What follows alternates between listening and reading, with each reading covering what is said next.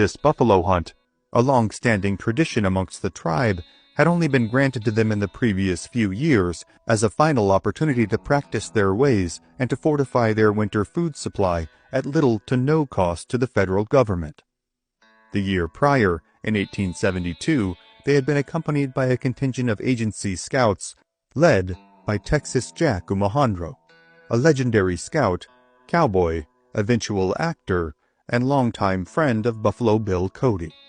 As the agency scouts stood watch and provided protection to the camp, the Pawnee men were able to venture out to hunt without fear of retributive attacks from their longtime enemy, the Lakota. Under the watchful eye of well-armed sentries, the Pawnee had managed to procure enough buffalo meat to get them through the upcoming winter. However, the Lakota had raided their reservation incessantly during the winter of 1872 to 1873, and the Pawnee suffered greatly as a result. In the springtime, the Pawnee chiefs conferred and decided that another hunt was indeed wholly necessary for the survival of their tribe. They petitioned the federal agents of the reservation for another contingent of scouts. They requested that these scouts be led by Texas Jack, as he had comported himself so reputably during the summer prior, and thus solidified a lifelong respect and companionship between himself and the Pawnee. But in the interim time between the summer of 1872 and the spring of 1873, several major changes had occurred in the administration of the Pawnee Reservation, known as the Genoa Agency.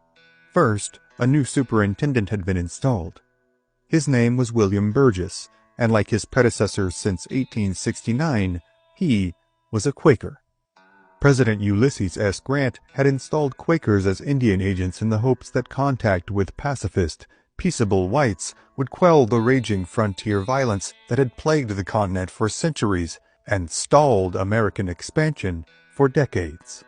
Grant, in fact, believed that the root cause of much of the violence on the bleeding frontier was due to the treatment of the native tribes by the overly aggressive, needlessly bellicose, and haplessly short-sighted settlers. He hoped this plan would stem the tide of violence that, at times, seemed like it might overrun a third of the country. But he would be gravely disappointed.